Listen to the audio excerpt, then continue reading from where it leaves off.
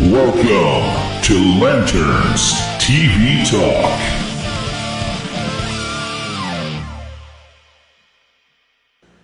Welcome to Lanterns TV Talk. I am Will, joined by my favorite co-host. I'm Kyle. Yeah, I forgot. I re-edited that. Did. I'm Will. I'm Kyle. And this is a regular podcast showcasing and analyzing the upcoming, well, I should take upcoming out of there, showcasing and analyzing the Lanterns TV show from HBO Max, as well as taking a look at the mythos and stories surrounding DC Comics' Green Lantern. So, I think without further ado, let's head on over to Guy's Bar. And now we go to Guy Gardner's Bar Warriors. Have a drink and pull up a chair. Well, Guy Gardner's Bar Warriors. This is where we talk about the Habs and everything. And so, Kyle, how in the heck are you, my friend? I am doing well. I am very excited to talk about this fantastic first episode. This was a fantastic first episode. You're not wrong. I have watched this 3 times now, so I am. Oh, okay, you're a little bit more involved than me. Well, I wanted to be very prepared for everything, but I mean, I think I've seen the first 5 minutes like 4 times now because wow. Okay. when they released it on Thursday, I watched it then, and then yesterday, and then twice today. So wow. Yeah. They released it Thursday? They released the first 5 minutes on Thursday, yeah. That doesn't count. You're saying you watched it 3 times. Okay, I've watched the first 5 minutes 4 times. Oh, okay. I watched the complete episode 3 times. All 2 right. of it today. I'll allow it. All right. I've watched it twice. I was involved in I had a little procedure done today, which required preparation yesterday. And if you've ever had this done, you probably know the procedure of which I'm speaking. It is by far the funnest and most amazing procedure no one will ever have. I had let's take the stigma away. I had a colonoscopy, and God, dude, and there's cancer in the family, so. Yeah. My grandmother had colon cancer. So when I was in my 20s, they were like every 10 years. So I did that. Then when I turned 45, they're like every 5. So I'm late, actually. I got it done like 9 years ago. So, I mean, so far, so good. Yeah. But it got done. I mean, here's the thing. The stigma of it is obviously it is not what they do. You're out, you're sleeping. Nobody cares. If you're willing to let somebody open up your throat and play with your tonsils, I think, you're open, but you're asleep. So, but it's the night before, and the night before is awful. The night before last night was awful. Oh, yeah. I woke up at 4:00 this morning having to finish it. And it was because that was what the rule is. They're like, you have to do, they've changed it to like a little bit last night. And then you wake up at 5 in the morning and I'm like, I'm not even screwing around. I'm going at 4. Oh, so I took care of that. So that hampered some watching a little bit. I was rather uncomfortable last night, but we did all right. But yeah, that's kind of what's been going on with me. I'm traveling. I leave tomorrow for Maryland. So I'll be in Bowie, Maryland, coming to your town. Listen, Will goes on tour. It's a part of why I wanted to do EV Mux. Mm-hmm. This here is cloud-based. So, I'll have a different camera, obviously. There'll be different setups, but I could do this from my MacBook on the road. So if I'm traveling on a Monday night, we could still do the show, usually, unless the hotel internet sucks, at which point I reserve the right. Most likely it's internet Wi-Fi, so it will suck. I have never been to a hotel that has fantastic Wi-Fi. Right. So, but that's kind of here nor there. Anything else going on with you? Anything fun or? You were on a show or something, right? Were you on a podcast or anything this week, or? I was not. No. Oh. No. Okay. I was just I was chatting with some hosts of different Lanterns. Cool. Shows. Well, dude, today. feel free to throw them because if we throw them, maybe they'll throw us. I was talking with the guys over at the House of L, Graham and Derek, and then a little bit of the other Will from Lanterns podcast. Yes. So I was good guy. talking with Good them. guys. They plug them. They're great. Yep. Give them a listen. They're awesome. You don't I see. know. All right. Well, hold on. Let's take a pause. You don't see any Audacity? No. Shit. Well, we're gonna have this audio recording then. We'll figure that out next week. Yeah. So, all right. Continue. I know Derek from House of L. He was like one of the first Smallville podcasts out there. So he's been doing it for quite some time. Many moons. Yeah. And today I thought about like, oh man, I really do miss talking about legends and everything. Yeah, we could always do. No, I really don't want to do season 6 again. No. We would do seasons 1 through 5. Okay, and not 6 and 7. We would just pretend at the end of 5 we're done. Yep, I can get behind that. But since this is Lanterns and not Legends TV talk, we have a lot of lantern on there somewhere. Yes. We have a lot of mission briefing to get over to, so I think we should get over to the mission briefing and get started about this week's episode. What do you think? Mm-hmm. I agree. All right, here we go. Now it's time for a mission briefing. Okay. Mission briefing. Kyle, this is you. Yes, sorry. All right. Episode 1, pilot, written by Chris Mundy, Damon Lindelof, and Tom King. Sorry. Director was James Hawes. Yeah. Hawes. And then after a fatal shooting, Green Lantern Hal Jordan and new recruit John Stewart set out to prove it was an extraterrestrial event. Okay. Spoiler alert. It is. It was, yeah. Okay. So let's get it, and let's talk a bit in generality first. Sure. Before we get into specifics, what did you think? I mean, I saw your post last night. If you didn't see it on our Instagrams or YouTube, go check them out. Mm-hmm. I am planning on, after every episode, do like a very quick non-spoiler recap or reaction to every episode. I think it will help. Yeah. It keeps your thoughts in motion. It does, especially if I'm not able to rewatch the episode again. Right. It's all there. I like, rating wise, I would give it 4.5 out of 5 lanterns. Okay. I think this is a very strong TV show pilot. One of the better pilot episodes of a TV show I've seen in a while. Okay, I like that. I gotta agree with you. I think it helped that. I will say this: they did a good job of subverting, making sure that our expectations were in check. Mm-hmm. Which is not to say that they were high or anything, but I think they could have been. I think if you're a Green Lantern fan, you've waited a very long time for this. And your expectations could be pretty high. Like the Star Wars sequel trilogy, when I think about things like The Last Jedi, where I think a lot of the hate that gets, justifiably so, besides the fact that it was just a bad movie, and I die on that hill. I think a lot of the hate it gets is from the fact that we had 2 years as a fandom to come up with our own ideas of what, because of the damn mystery box that seems to be the plot device now going forward. And, Abrams built in so many mystery boxes that there was almost nothing Johnson could do that would have worked for us.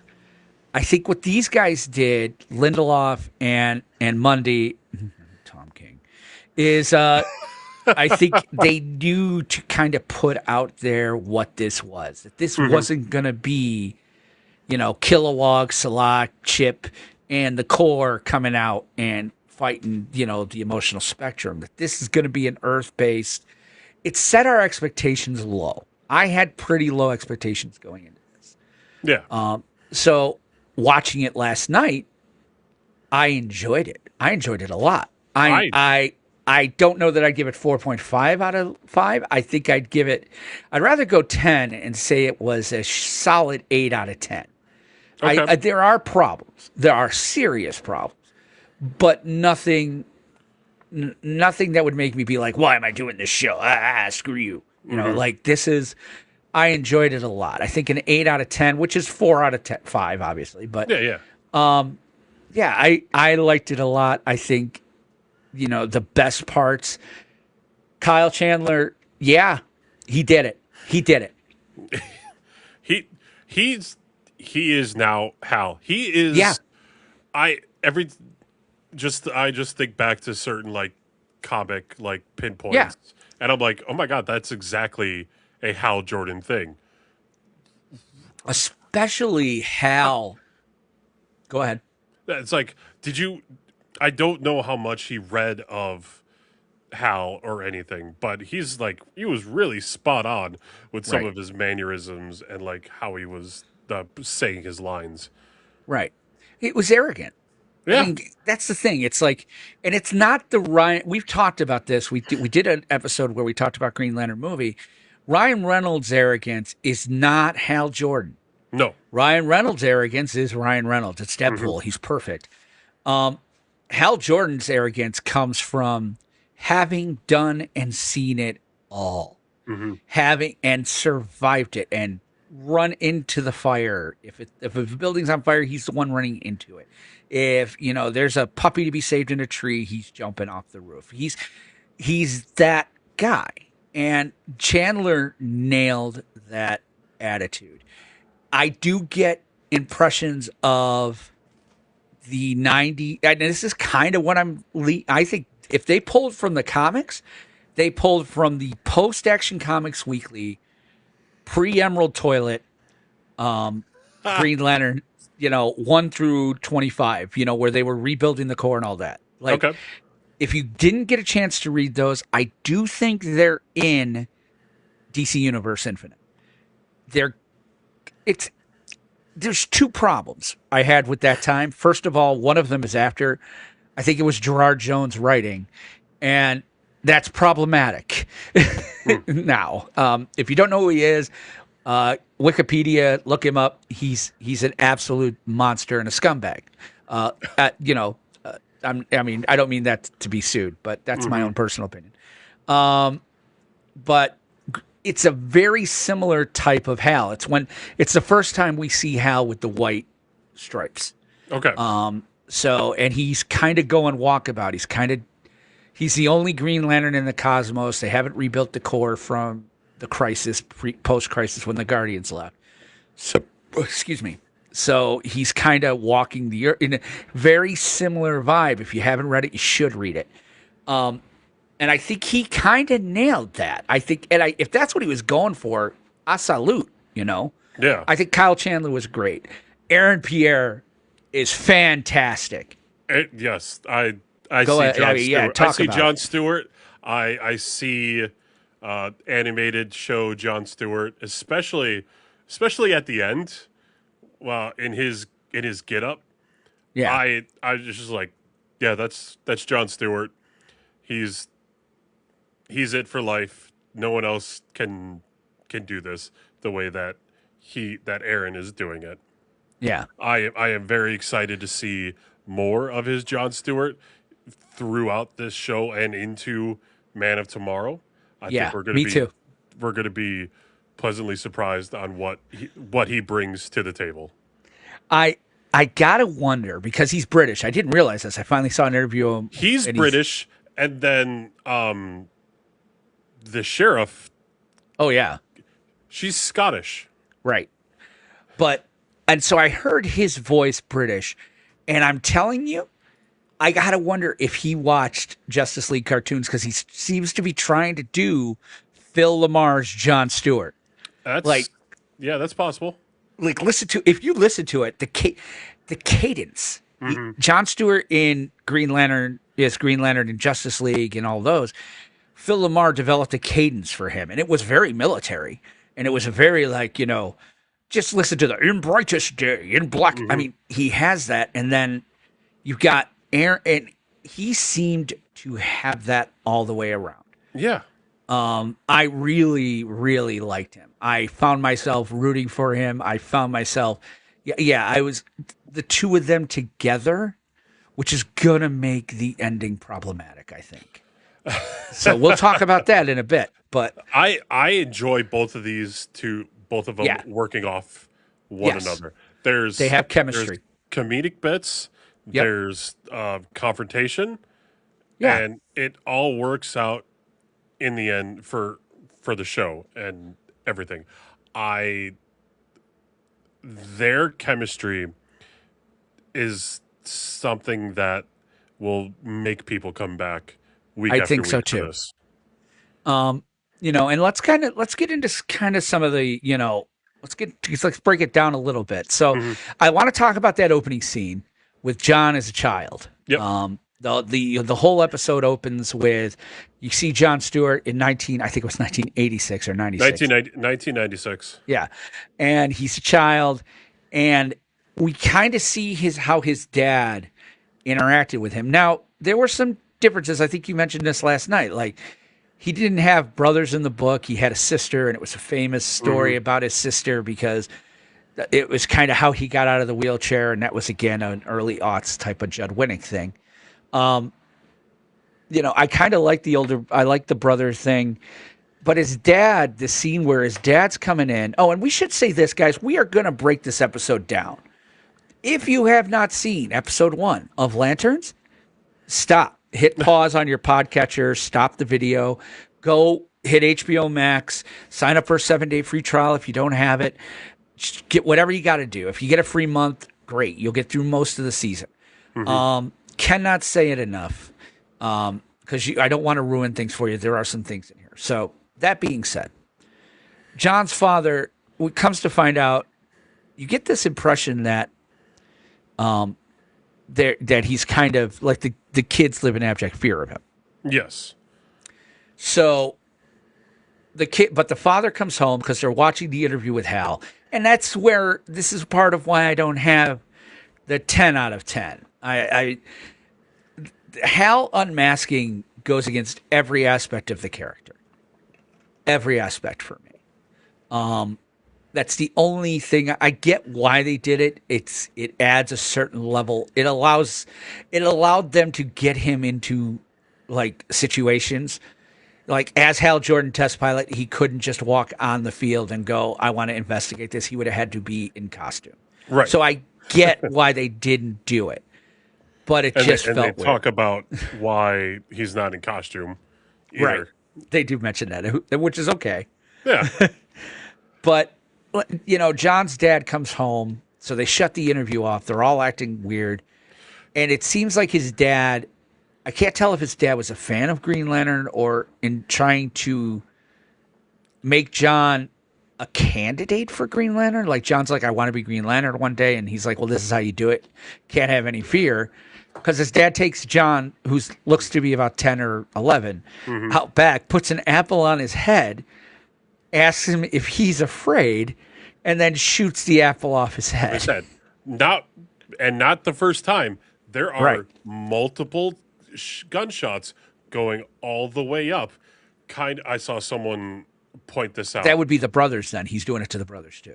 Either that or it's like a reverse, not like a reverse, but like a height guide on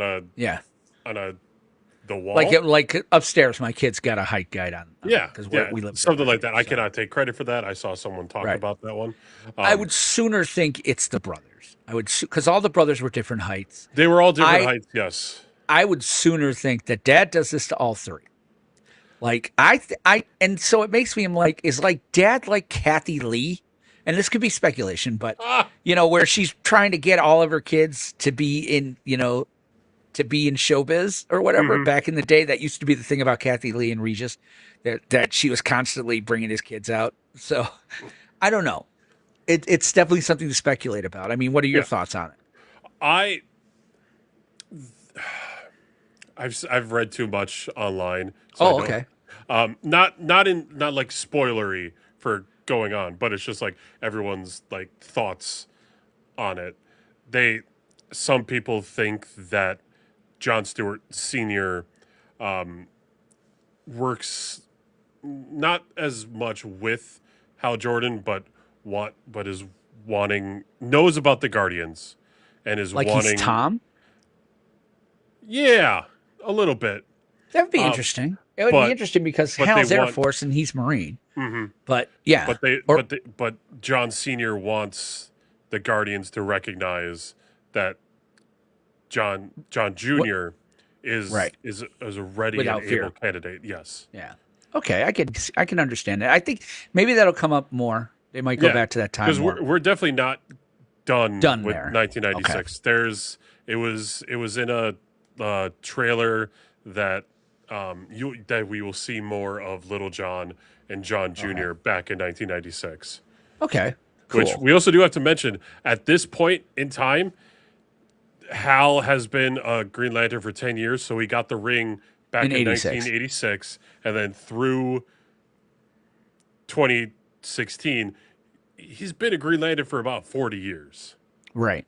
So, and then Superman comes into the spotlight. By the way, 9 years. By the way, that's 30, not 40. 1986 to 2016 would be 30 years. 40 years is this year. That's what I meant. Yeah. But either way, Hal's been a Green Lantern for a long time, longer than what we would have thought someone would have been. Right. And so, and I'm okay with that. This is a very different take. DC universe and different take on Green Lantern and on the DC universe, being that Superman is usually the first superhero, the forerunner. Yeah. But now it's not even the JSA, because they made mention that Hal is the first Green Lantern. Right. So there's right now we don't know of an Alan Scott. Well, they say that the mural that was in the Justice League, the Justice Gang's headquarters, the Hall of Justice Gang or whatever they called it, that there was a mural there with a whole bunch of people on it. They say that that's actually canon, so the old West characters from there were in there. Some of the World War I, I think the Seven Soldiers were in there. Obviously the Creature Commandos, so yeah, they've been around. So, so I mean, let's kind of push this along a little bit. So it goes from John's memory, and we get our first, which we saw a lot in the trailers. They got it right out of the gate. Hal picks up an adult Jon Stewart from outside the gym, and he's just he's a douche. He's late. He's late, but he's also picking on John about the fact that John's not pissed about it, even though John's kind of pissed about it. He even says one time, because John keeps calling him sir at the end of everything, and he's like, I feel like every time you say sir, it's fuck you. And he's like, I don't know what I'm not mean. saying that, sir. Sir. But throughout the episode, he says sir less and less. Yes. To Hal. I don't know if that was a choice on John's part, or just him being like, okay, I've gotten more comfortable with him. Well, the change, the fact that he said, I haven't even worn the ring yet. Yeah. And that's when, Hal puts it on the dashboard, jumps out of the car, says, meet me 3 miles up the road. And we all saw it in the trailer. So that makes sense. And that could have been the change too, because that seemed to be a change for him, because he was also pissed. He calls his dad. He's like, what is going on here? So John lives. The car goes off the cliff. John lives. We don't see any green or nothing. We don't see how. He does tell us later, and it's quite humorous. But the next scene is John walking down the desert road, talking to his dad on the phone. He's like, he just tried to kill me, Dad. What the hell? And his dad's like, you want this job? Come on, he wasn't going to kill you. This is all a test. This is all, blah, blah, blah. Yeah, it was kind of cool. Yeah. And then we get probably one of the cooler parts of the episode, it's one of the most poignant as far as Hal's character. Just a little bit after he hangs up the phone, he's just kind of walking, and the ring starts pulsing, I guess. And Hal shows up in front of him. It looks like a projection. He goes, oh, shit, am I dead? And I'm immediately like, because they spoiled that, I'm like, oh shit, is he dead? Like, is this it? Like, talk about the hologram there. Yeah. No. So what? Apparent. This could be. This is probably very different in the comics because I don't even know about it. Okay.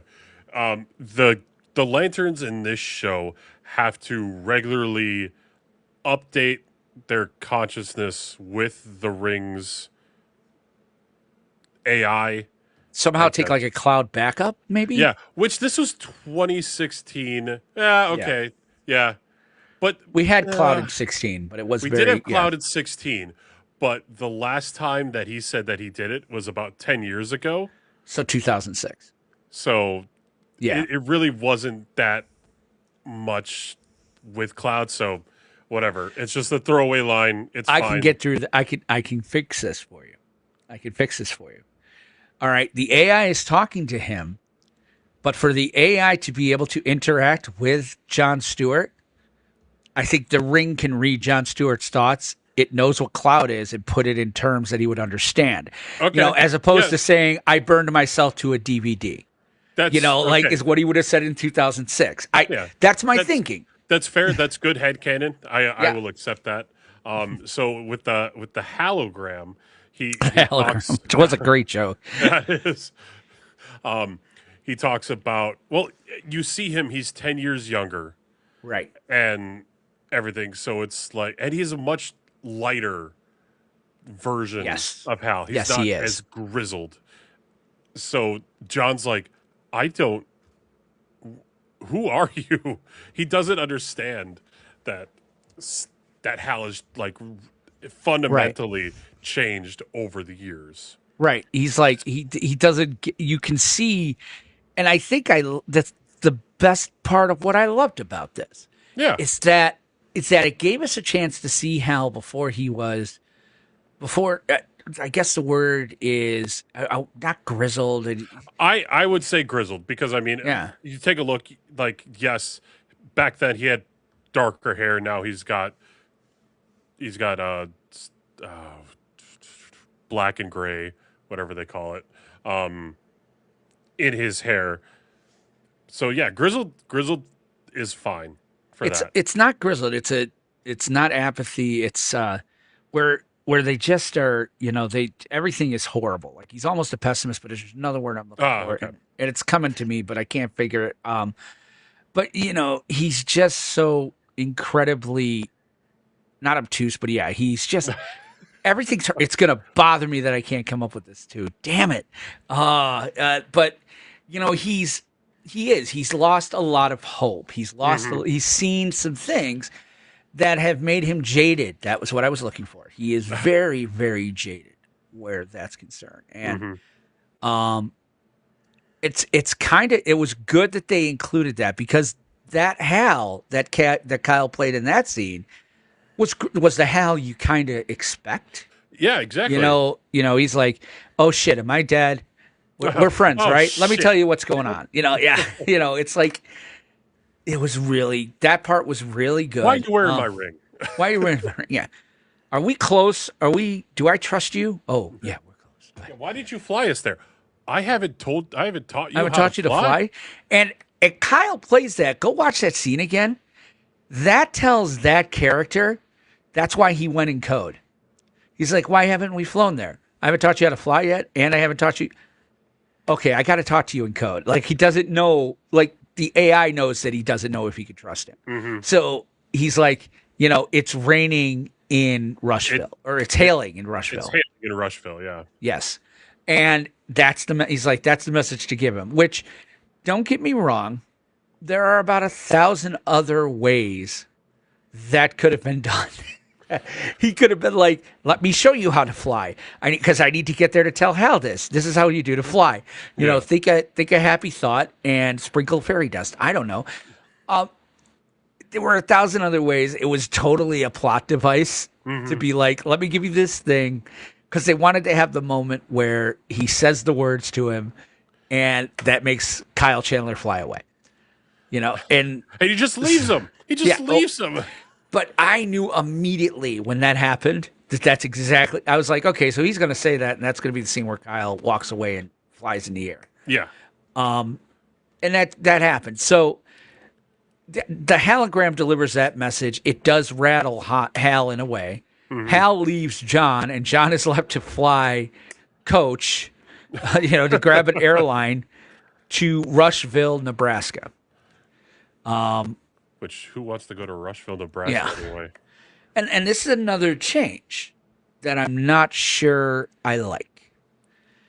I get why they did it again. I've always loved that part of why Hal was chosen over Guy was Abin Sur crashed on the West Coast. And so he was like, he sent the ring, he told the ring, hey, go find a worthy successor. The ring goes, there's two. He's like, amazing, get me the closest one. Guy was in Ohio. Hal was in L.A. Hal would not have been the closest in Nebraska. No. So, again, I understand, though. I get why, because that's just it. We find out through this that Nebraska is actually where Abin Sur crashed. So, that's why it holds so much significance to him. But they get to the stadium. John gets to the stadium. Hal's on the sidelines, and he's watching it. And, I mean, talk a little bit about, like, the plot there and stuff. Yeah, so we're then introduced to the sheriff, Carrie Kane. Right. She is she's a hard ass. She's wanting, yeah. She's wanting to do her job. She knows who Hal is, and she very much stated, like, this is not your jurisdiction. This is a terrestrial matter. Right. And Hal goes, I have a gut feeling. My gut's never wrong. This is aliens. Right. And so she's like, you know what? Big shot, scene's yours. Go ahead. And so then then him and John talk about it. They notice that no one is mourning over the people that are shot. There's no one crying. There's no one trying to get really any other answers. But then they notice that there's a bloody hoodie and then someone with long or short sleeves on that's just standing out in the cold. And So, John, good. Detective work. Yeah. This is what we see from both of them. And it's something that's been missing from GL, the comics for some time. John's didn't do it that well. They kind of always went in rings blazing. This is kind of cool that they're going that. And to be quite honest, Batman hasn't done it that well, other than The Batman. But that movie had other problems. Like, you haven't seen Batman. Like, that was some Batman level detective work, I thought. Yeah, definitely. Hal's like, how would you do this? And John explains, and then, I will follow the chain of command. I will go tell the sheriff. I will go tell the sheriff. Yeah. And then all hell breaks loose afterwards because the sheriff was pissed about it. She was mad at him. She goes, why are you telling me this? I know about him. I've been tracking him. She's like, I don't want to spook him. And now you're standing here after talking to him. Spook him, and then they go off running. And this guy is fast. And so is John. And then Carrie is behind them. Yes. But then John, gets ahead of him, punches him in the face. Carrie arrests him, and then Hal goes, I have to interview him. Interrogate him. Carrie goes, over my... Fuck no. Right? You're not getting anywhere near. And then Hal goes, do you want a drink? Yep. Which you think it's like finally getting the respect, and then he realizes it's all a ploy. And how Hal does it, I mean, it's great. It's fantastic. We've all seen the making a $20 bill and putting it in the jukebox. But the fact that he did it to play, I've got a brand new pair of roller skates. Over 3 times. And over. Oh, it was going to go. I think he did it as long as he could. He did it 3 times. Yes. Because the first time I didn't catch how many times he input it. Okay. But the second time I did, and I'm like, oh, he's doing it 3 times. And I mean, it's a song that annoys everybody, so I get why. It's very annoying, but but it got to the point. But this is also where we find out about where we find if people don't know the backstory of how Hal got the ring Right. and They everything. kind of go into Avin Sur. I love the fact they said Avin Sur. I love the fact they said 2814. Yeah. They hit the Green Lantern stuff because I was like, okay, because I'm watching this with my dad, who he has seen, obviously, the Green Lantern stuff since I was a kid, but I don't think he ever understood it, and so he's kind of watching this, and he enjoyed it last night for what it was, but we'll talk about that in a bit. So we find out that Hal's there at the bar, and he's playing that song strictly to get arrested. Yep. And John's like, this is a stupid plan. And he's like, yep. Yep. You're gonna want to get in there and stop me from fighting. Don't. Right. John's like, all right, whatever. It's going to look like I'm getting it looks like I could take a punch. I'm all right. And he's like, all right, whatever. And then So- this is Yep. this is where we meet a new individual. Yes. Whose name neither one of us can remember because I don't know. She gave it to us, but She did not give it to us then. oh, okay. She gives it. Yes, she yeah, gives that's it to right. us She later. did give it to us later. Yeah. But But her and John get into a little car play. they have some lovely negotiations. Yes. They- And then, Yeah. before that, Hal is arrested. he leaves John the ring. He leaves John the ring. But then in the morning, John goes to the sheriff's office to Oh, bail. it was Zoe Macon. Zoe Macon, yes. But we don't know that yet. Yes, we don't know. But we then go to the sheriff's office to bail Hal out. Carrie's like, yeah, you could have him after his arraignment. Yeah, he goes to bail him out, and he's like, well, where is he? She's like, I put him in the broom closet. Mm-hmm. What? Because that basically because I know what he wanted to do. He wanted to get close to that person, and Yeah. I was not going to let that happen. She's like, did you think this was a good idea for him? It's like, no, I told him a couple of times. Well, you should have told him louder. I mean, that's just it. I really love the sheriff. I mean, I knew I was The sheriff is a great character. human character in the Yes. way that she's not a superhero Right. in that term. I think she's great. I think she doesn't pull any punches. She's down to earth in the sense that I'm not going to take shit from anyone. Right. So that happens. Hal goes to court. Fast forward a little bit. He gets released into the recognizance of, or he gets bailed out by the local rich guy who also happens to be the sheriff's husband. And the sheriff's husband is the son of the local big rancher guy around. And so he's, the gentleman Will there is insistent that, they have dinner at his father's house. Yep. So, or Billy's insistent they have dinner at his dad Will's house. So they go to the Macon residence. They go to the ranch, and right away it looks like a compound. Everybody's armed. Oh, yeah. It's a militia. Yeah, and that's what Kyle or John says. It's a militia. Mm-hmm. We have that. The Macons are there, so Hal and John are there. We find out John's a vegan, which is okay. Which is interesting. Yeah, it's interesting. This is where we first find out that John, that it is canon still that John was 100% a Marine sniper, which I think is a great part of his backstory.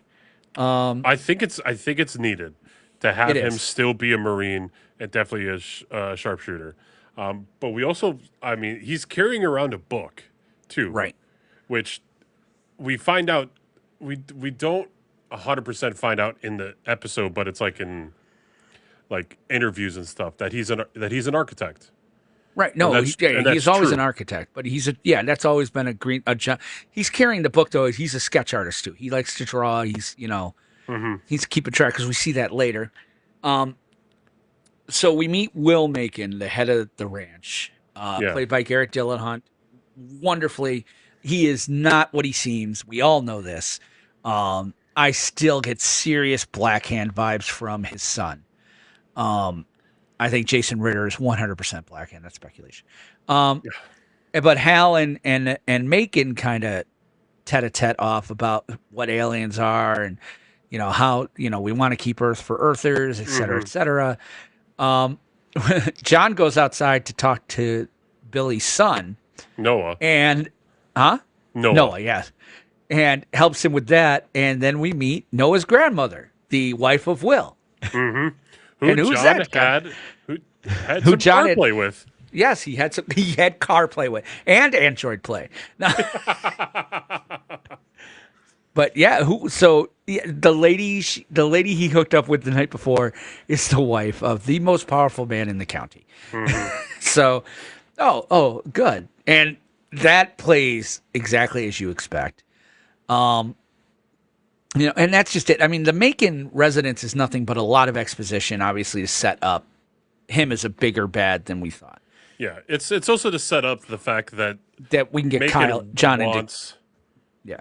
Yeah, that Macon wants Hal and, by proxy, John to find these aliens, to get them contained, get them off the planet, and everything. But that Macon is not in charge. There's someone above him. And he's got an NDA, and Hal's like, "Oh, that's government."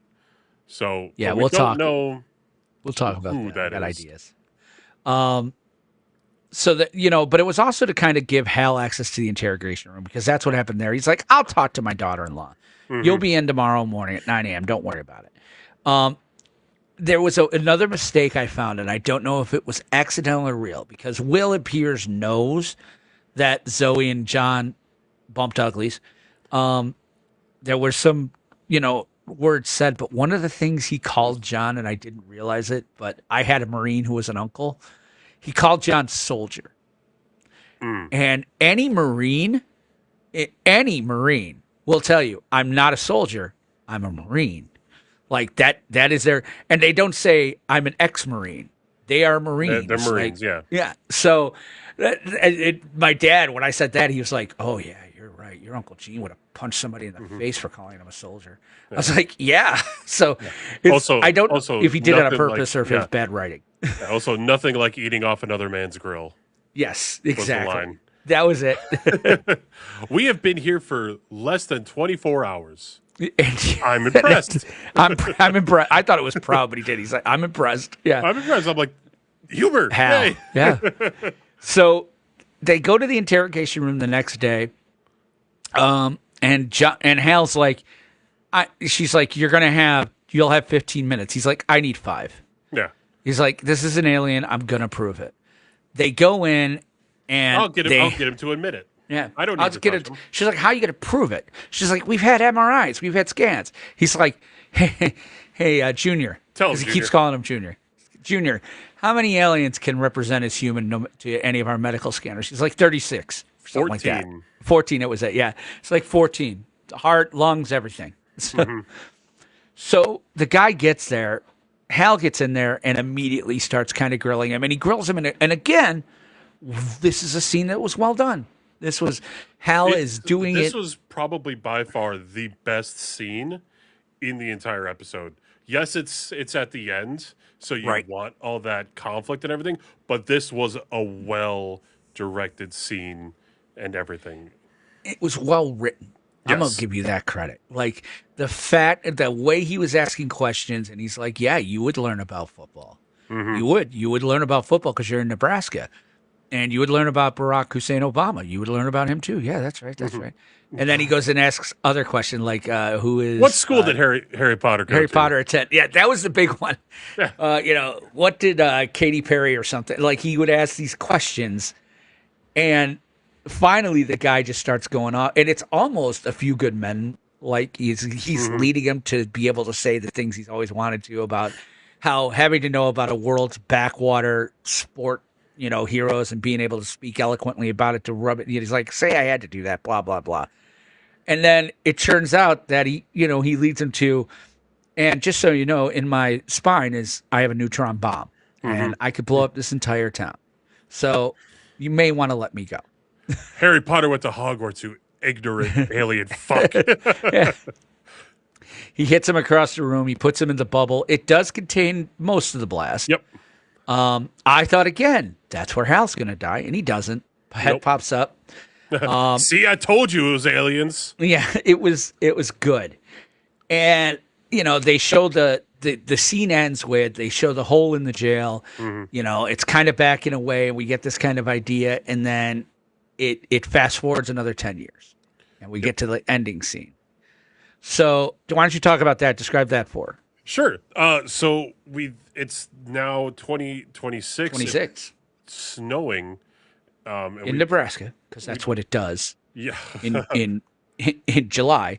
No. We see in older, but not older, Jon Stewart. He's got a goatee and everything, much like you would see in like Justice League Unlimited. Right. We then see Sheriff Carey and them parked next to each other. They get out. Their rapport is friendly, very friendly. Yes, very. And like, so something changes in those 10 years. She says, "You haven't aged a day." He asks how Noah is. She tells him that he is now part of the all squad or all state team quarterback, starting quarterback. Yeah. And then it was asked, who else knows? And it's just the groundskeeper. And then we walk up the same flight of bleachers that we did 10 years before. And we see someone sitting there. Frozen. John goes down a little bit, and then we see that it's Hal, who has been shot in the head. But frozen. But like frozen. He's sitting straight up. Like he was frozen to death, and that's just it. Was he shot afterward or whatever? And it ends with John looking, like brushing off Hal's hand, right, and noticing that the ring is not there. Right. But here's the thing I noticed in that scene, and this might lead us to speculation, but that's fine. In fact, yeah, we'll use that because I want to talk about that. So let's go to the Book of Oa where we can kind of do a little speculation here. It's time to read the Book of Oa. Okay, the Book of Oa. So this is where we speculate. Did you notice his right hand never came out of his pocket? John's? Stewart. John's never comes out. You never see his hand, his right hand. No. I think he has a ring. I think we're going to find out he has a ring. I think Hal had another one. Because I was watching, I was looking for his right hand. His right hand stayed in his pocket almost the entire time.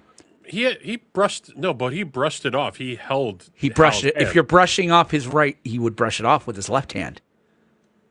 Because you're facing his right hand is on your left side. Yeah. I noticed that. I was like, and I'll go back and rewatch it. I just noticed last night when I was watching it. I was like, that is something. I don't think he's got the ring. He's got a ring. I think this is another mystery on top of another mystery is where's the ring? Who killed Hal? How does this all end? This all ends with the murder of Hal Jordan. But also, how does someone kill a Green Lantern like that? With a gunshot in the head, yeah. Yeah, but if he was frozen to death. Defenses are up. I guess then maybe his ring did not get fully recharged. That could be something. But we don't know. I mean, someone got the best of Hal, and that's shocking. Right. It's definitely not Oliver Queen. No. All right, so I've got it actually pulled up here. We see the gunshot hole. Mm-hmm. I don't know if somebody sat him there as a body or whatever. All right, so I'm looking at the scene. He bends down. He bends down, and his right hand is under Hal's. Yeah, that's what I'm saying. You do not see his ring finger. No, you don't see it. And he brushes it off with his left. I'm telling you, they did that on purpose, I think. I'm just putting it out there. I'm like, he could have something on his right hand. So, I mean, but that's my speculation. But what do you think about, like, the ending? What are your thoughts? Let's swing for the fences and kill the main character in the first episode. That's very Game of Thrones.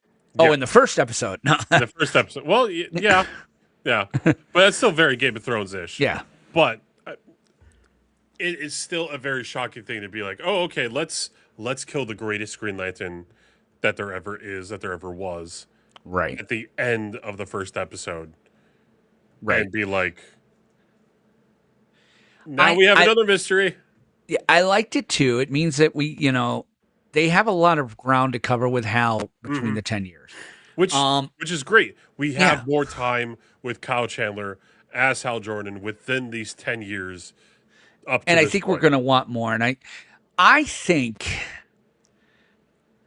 Because also do think with also in these 10 years is when Superman comes into the scene, when Guy gets the ring. comes in the scene. Yeah. And so Gets that's a ring. Gets Yeah. a ring. Gets a ring, Yeah. yes. Here's the thing. I get the feeling, first of all, I think anyone who worked on this show, they may have the idea to kill Hal Jordan and John Stewart comes into his own, blah, blah, blah. Mm-hmm. But I think after seeing Kyle Chandler, I can't imagine by week 5 or 6 where they're seeing the chemistry, they're seeing what he's got, that they're not going to try to find a way to write themselves out of this somehow. Yeah. That parallax or some other hand wavy thing, like maybe it's a manhunter. I don't know. There's some speculation that it's a manhunter. Yeah. I mean, the AI is still within the ring, so we could still have that consciousness backed up, and it be the Hal Jordan of 2026, 2016 possibility. Here's a thought. Hal was replaced with a manhunter. Hal was replaced with a manhunter, and Hal somehow got away from the manhunters. And Hal killed the manhunter and took his ring back. And that Hal could be Parallax, or that Hal could be somewhat evil. Yeah. Or just, That would give us like a season 2 main villain is then Hal, which I know you don't want right away, but we're not getting it. don't. I am so tired of it. It's so played. But if it keeps Kyle Chandler here and it ends with Rebirth, I'll allow it. Yeah. I think that's what we're looking at. I mean, the other big question mark, I think, in this episode is what are the Makins? I honestly think that they're normal humans, but they're being led by a shadow organization. Mainly maybe Argus. Argus has never been Green Lantern. Now, in the Millennium storyline, and this is going back, and I don't know that they would do it. In the Millennium storyline, there was an organization called, I think it was called Fortress, that Mr. Smith worked for. Now, Mr. Smith was a shadowy, he looked like a man in black. He had black hair, jet black hair, wore dark sunglasses, and a black suit. He got rid of Carl Ferris at Ferris Aircraft. He took over Ferris. He worked with this agency and stuff like that. And he was a manhunter. And he was Hal's manhunter from that storyline. They could do something like that very easily. There are other, there was a senator during that time as well that died during that. Trying to remember his name, but it basically he learned who Hal Jordan was. Yeah. They're doing Secret Invasion on TV better than Marvel did Secret Invasion on TV already within the first episode. Exactly. Jason Block was the name of the senator. Now, if they pull Jason Block out of Mothballs, which is a character, you have no idea who that is. Oh, God, no, I have no idea. But there is, like, if they were old school Green Lantern people, it'd be like, Jason Block? Really? Okay. The problem was Jason Block knew who Hal was, and that was his big, big thing. So that kind of becomes, I don't know. I think the Makins are something else. I think an alien or something, because William Hand is the name of Black Hand. These guys are both named William. Jason Ritter would be a great Black Hand. He really would. He already enjoys having Hal around. Yeah. And I could see that turning on a dime, being like, Right. "Oh, I don't like you anymore. I think you do not deserve this power." Right. And I think him, because we also see at the end, within 2026, that the Macon estate, at least the entrance, is destroyed. Right.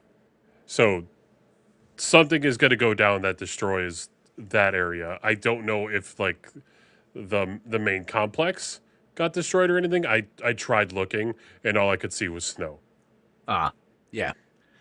Now, by the way, it wasn't Fortress. The name of the organization was Control. It was made up by Mr. Smith and all that. Sorry about that. Old school.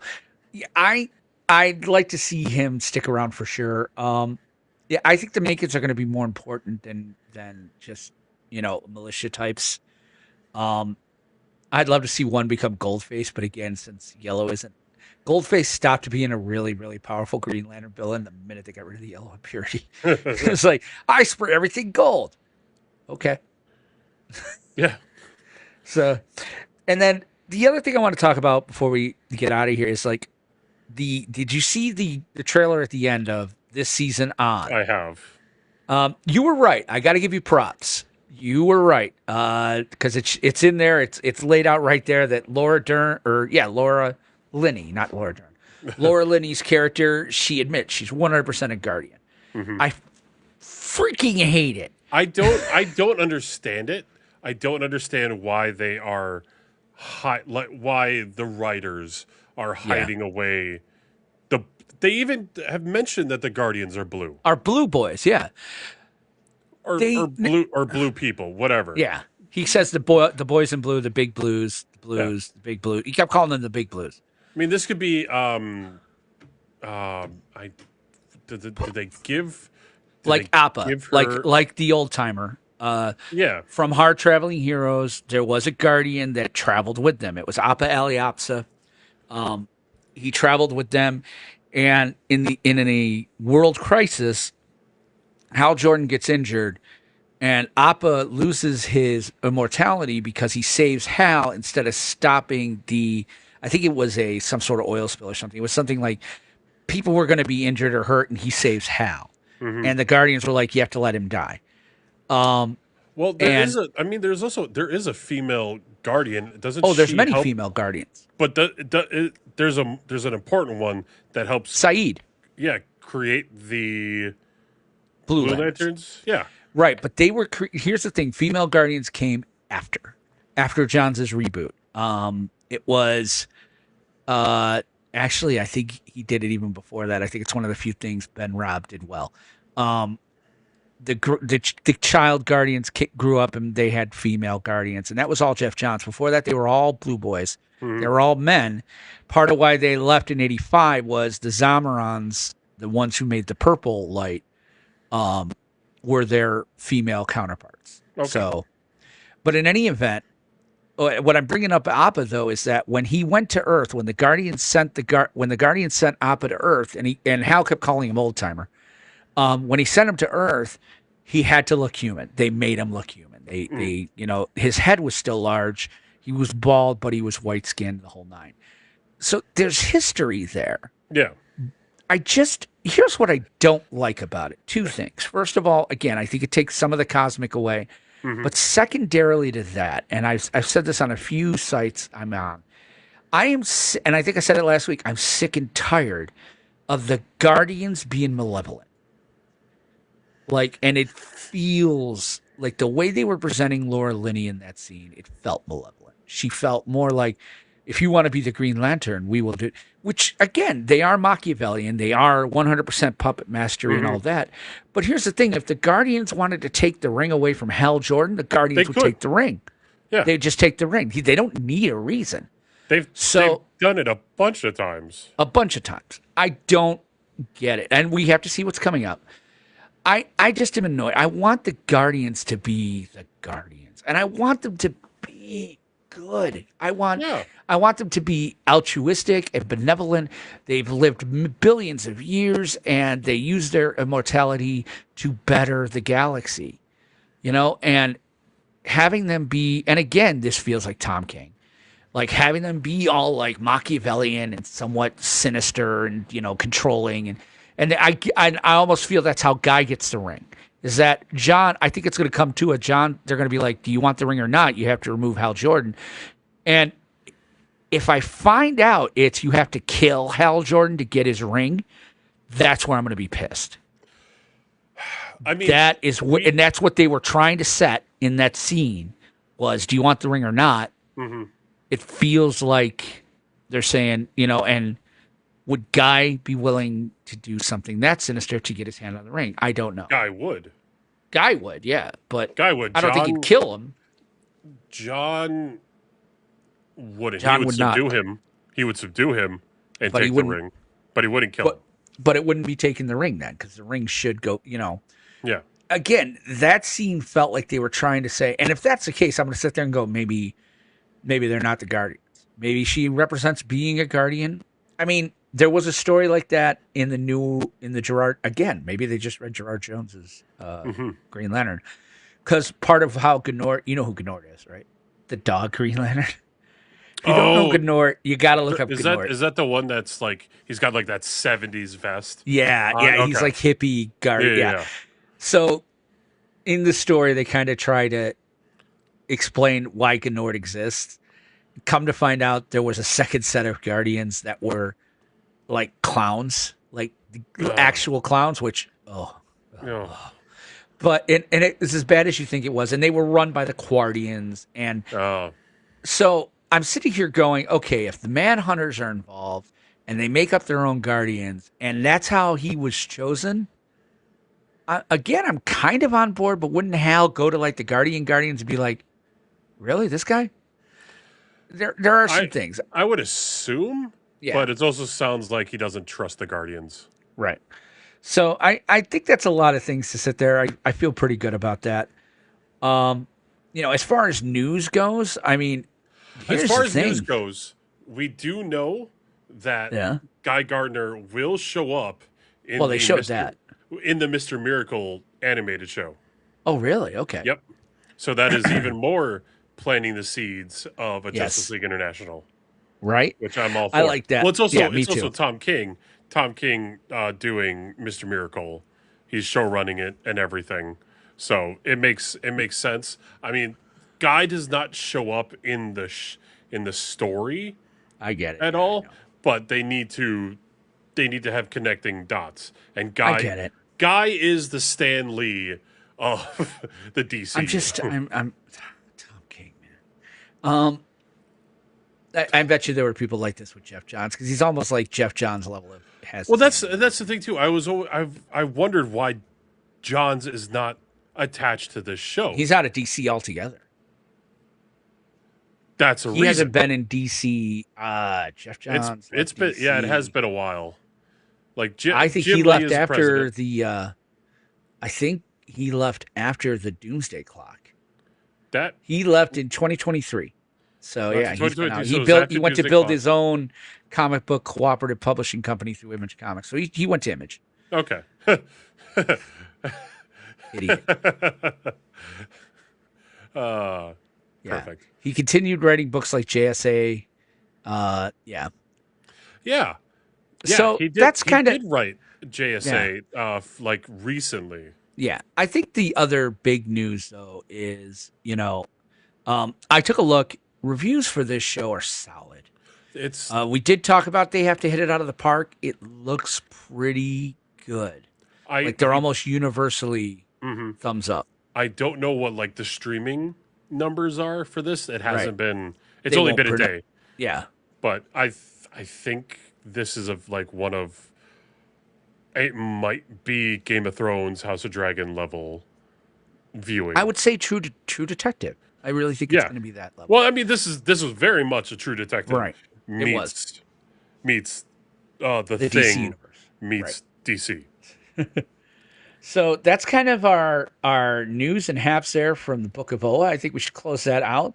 Let's go and take a look at the JLA signal device and see if we've gotten any mail.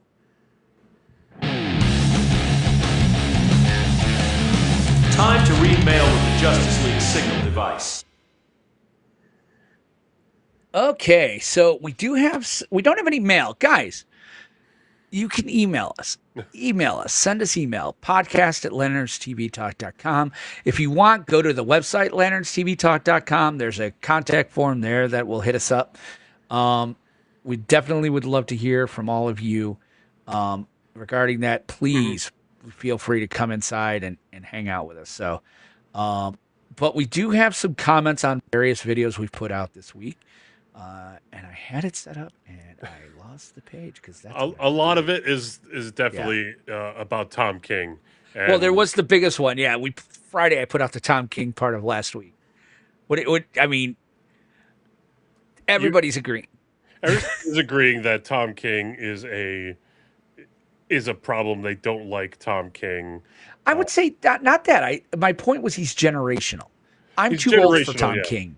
I'm too old for Tom King. There are people that like him, but it tends to be later millennial / Gen Z alpha. Yeah, it's and Tom down. King is great at certain stories. He really thrives at older post-war. Right. Someone, Matt the Old Man, said, "Wow, this is accurate. I left Batman title after his first issue because of the writing." And then he said, I think it was the same guy who said, but just note, Alfred was killed. Being killed was apparently DC's decision. So, Mr. King, if you're listening, I do apologize for that because I have hung that around your neck because what the F, that is the biggest mistake you can make. But yes, a lot of people feel the same way. I mean, let us know what you guys think, of course. He is a showrunner here.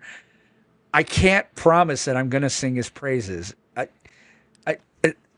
Heroes in Crisis broke me. I'm sorry. He broke me.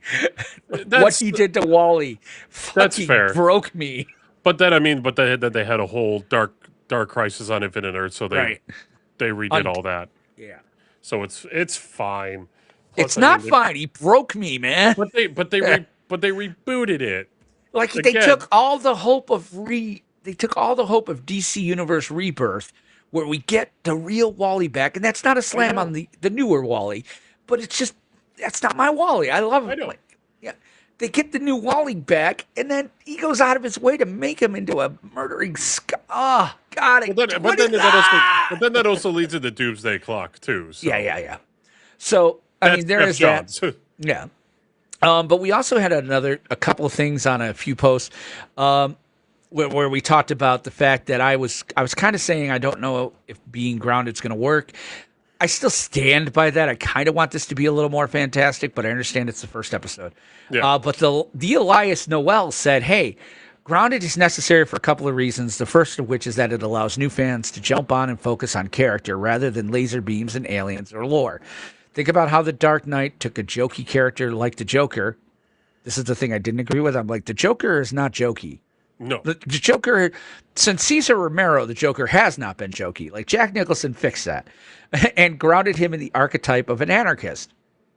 Again, that wasn't that. That wasn't Dark Knight. That was that was done. A lot of people were worried about the same thing, but what you get is a multi-layered, truthful approach to a mythic story. And yes, GL is mythic when it's at its best. I agree with most of what he said. I understand though that I'm also from a generation that read Joker, like The Killing Joke when it came. Mm-hmm. Like The Killing Joke Heath Ledger, and I'm not taking anything from Heath Ledger. He did a different take on the Joker that I freaking love. And yeah, it was a little more anarchist than others. Mm-hmm. But yeah, like the whole, yeah, it was just great. And then the other one was our friends over at Lanterns Live. This is why I knew I liked this guy. He's like, Nodell, Broom, O'Neill, Wolfman, Johns, Morrison, Adams have all started their GL runs on Earth. James Hawes, producer and director from Lantern, says that the show will start on Earth before going galactic, which will probably be helpful for people not familiar with decades of lore. But yeah, I agree. It works best on a galactic scale, but it seems the production is doing it right. Yeah. I agree mostly with that. I love that he name dropped. Like, we get you're bigger than us, Lanterns Live. We know. You don't have to name drop to talk to the guy. Hey, you know what? Send a few down to us. We don't have to be the producer either. I'll take a gaffer. Give me a gaffer. No, I'll be best boy. Yeah, give me a best boy. Hey, give us the guy running, craft services, man. Give us the guy who makes the sandwiches. Actually, I'd love to talk to that guy. I want to find out if Aaron Priest is vegan. So, but that that would be interesting. You know what? It doesn't say in his Wikipedia. It doesn't. That's okay. No. So let's but that's kind of it. Again, guys, we're going to go through here. Obviously, we're going to report to the Guardians where you'll hear all of our socials. Please comment, like, subscribe. Let us know because, we're doing this. We're having a good old time. We've moved hosts, so we get better podcast metrics now. But tell your friends about this. Hang out with us. And in fact, we'll talk about this now because I think it's time. We've been here a little long. I guess we better go report to the Guardians. So. Will and Kyle, it's time for you to report to the Guardians. Did that stop? No. Oh, okay. It did for me. That's weird. No. Right? It's all I'm good. cool with that. All right. So, reporting to the Guardians. So, this is the new oath, guys. The oath is coming. We should have said this up top. We've done a little switching on the show format here. So, before we take the oath, though, we want to remind you how to find us while we're out and cruising the cosmos in the sectors. You can join conversation on our Discord, which is very quiet because there's 4 of us on it right now. Open your browser and go to discord.lanternstvtalk.com and join the discussions. You can also check our new website. There are links there. It's at lanternstvtalk.com. And as we said earlier, please email us. We will read anything, even if it's like, shut the fat white-haired dude up. We will read that on the air. In fact, if you do that, I'll read it on the air every week because self-deprecating is what I do best. Just email us, podcast@lanternstvtalk.com. We're also on most social media platforms, putting out some content most days. On Facebook, it's Lanterns TV Talk, one word. Instagram is Lanterns TV. YouTube, where we're streaming from right now, is... We're streaming on all these right now. Oh, we're streaming on all of these. YouTube is at Lanterns TV Talk. And TikTok, we're on TikTok, is lanterns.tv.talk. Right, at lanterns.tv.talk, yes. And you can also find me from time to time streaming on Twitch. When I'm traveling, it's rough. But I do games like, Star Wars Galaxies. I'll do a little Fancraft, which is the Minecraft server every once in a while. Thinking about getting into Farming Simulator because my old man and I are playing it.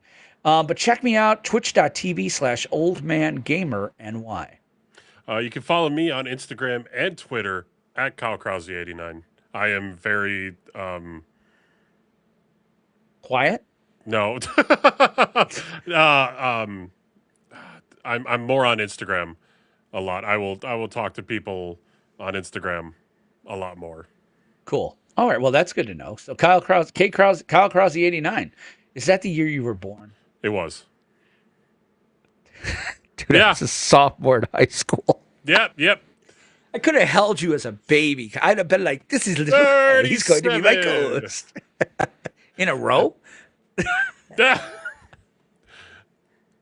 You've had that many? Wait, you didn't get the reference? No. Did I do you didn't get the Kevin Smith reference? In a row? Oh. I like that's Kevin beautiful. Smith. I don't understand it. We'll talk about it later. 37? You don't understand 30? 37. Sorry. That's where I was like 37. I'm like, in a row? Now I do. And along with some other sources, the primary music for our show is provided by our good friend Charlie Bach. You can find more of his music at soundcloud.com/Charlie Bach.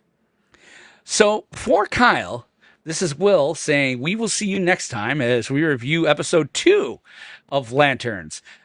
Be here Monday live at 7 p.m.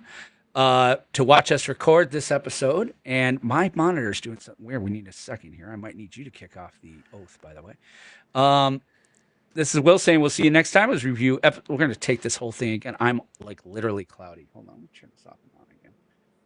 I think my video card driver needs updating. Like my center monitor, my main monitor, all of a sudden it's like I'm trying to watch, like porn or something, and it's just all cloudy.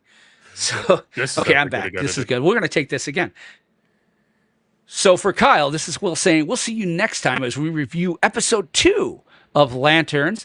Be here Monday live at 7 p.m. to watch us record this, or get the podcast on your podcatcher of choice. But we want to thank you guys for hanging out with us, and we will see you next week. Here's our new outro music.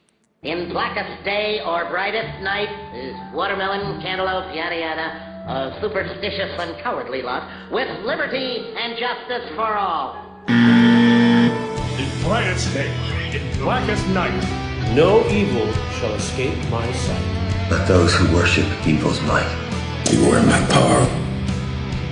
Green Lantern's light.